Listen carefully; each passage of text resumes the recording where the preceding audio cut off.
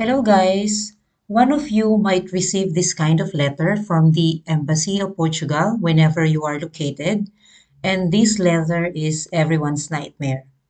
This letter means that your application of the visa has been denied or rejected, and the reason of rejections will be ticked among this box. So this letter, I received it from one of my followers and really wanted to help her. That's why I'm creating this video for awareness. And I think I should create more video about this for awareness of everyone so we will have less visa denials or rejections in the future. To give you a context, there's a lot of reasons that your visa application could be rejected, but we will be focusing specifically on this one, which is the reason of rejection is due to financial resources. There are two types that your financial resources will be rejected. So far, these are the feedbacks that I am receiving from the other applicants. All right. There could be more reason in the future, but so far these two are the top reasons why their applications are being rejected or denied by the Embassy of Portugal. So listen very carefully. Number one, insufficient funds. Insufficient funds means you do not meet the required funds as your financial resources, which is the amount of funds is 3 times of Portugal minimum wage. And number two is the inconsistency of funds. So it means there are some inconsistencies or not matching in terms of your documentations or your funds itself. For the insufficient funds, it happens when you submitted a bank statement or bank certificate along with your application, and later on, you withdraw the money in your account. I don't know why, but somehow the embassy could really check or know how much is in your bank account. But based on my interview with the applicants that have been rejected and I'm trying to make them to do the appeal, I I am really asking them, can you be honest to me? Did you withdraw the money? And some of them, yes, they said that they really withdraw the money and the like. So that is the reason. So I would suggest that just keep your funds until your visa application has been approved. For the number two, inconsistency of funds, it could be you submitted two bank statements with different banks, and when you submitted the bank statements of those banks, there are some movements and somehow the amounts is not already matching against your statement of account. The thing is, it's okay that there will be a movement in your account if you are adding more money, but not withdrawing more money.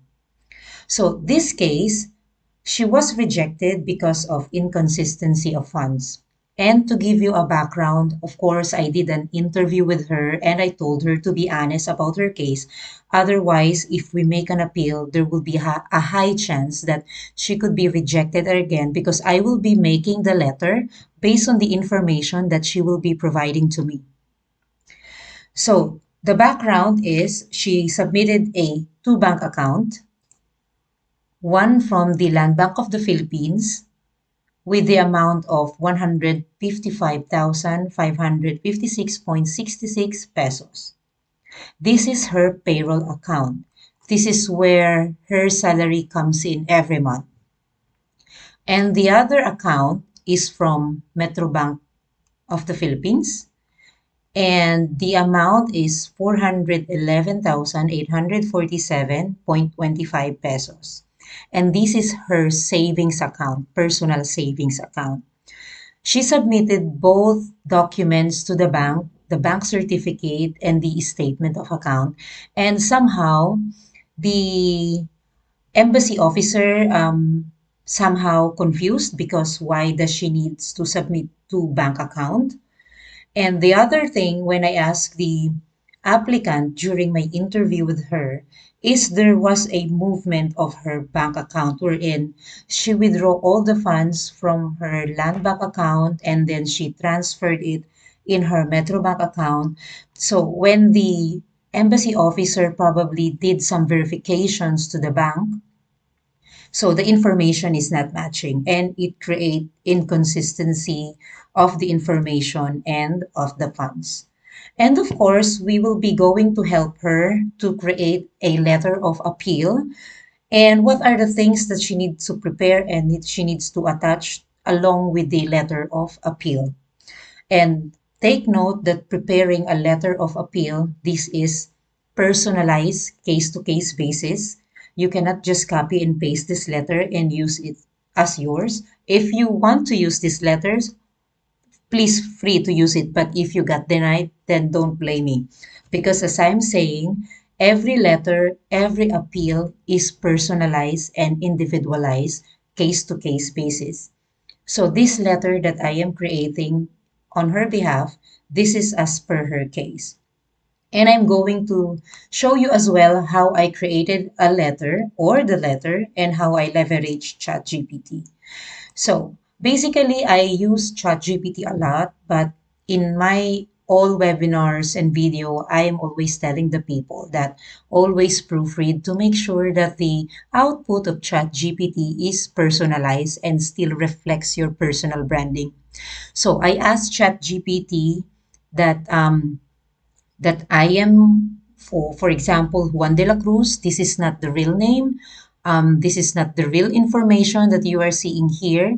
I prompted ChatGPT to create a letter of appeal for me. However, I asked him to create it in 5 paragraphs. So the first paragraph is introduction and greetings to the embassy, as you can see here.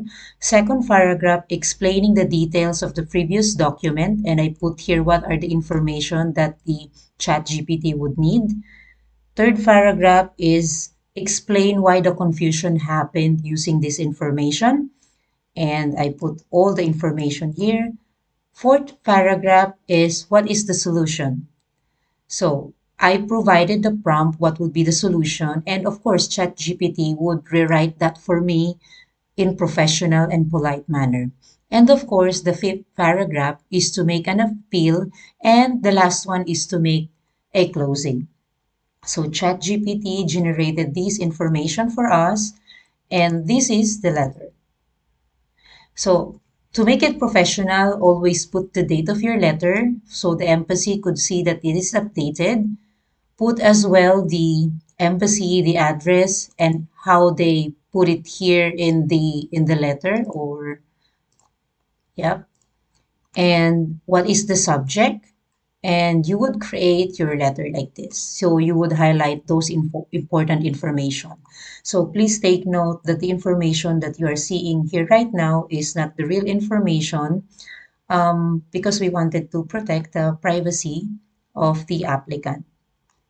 So this is the content of the letter that we will be submitting to the embassy, and I am going to share this to the applicant so she could make her edit. She would make the edit for the date of the updated bank statement and the current amount.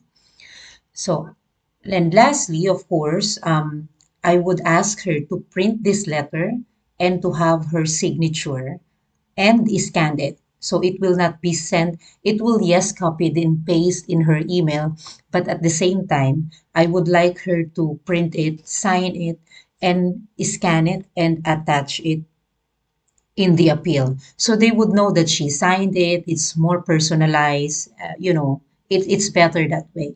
So what would she need, or what did I ask her to prepare prior to this? So I told her that along with this letter, she needs to get the updated bank statement and bank certificate from the Metro Bank.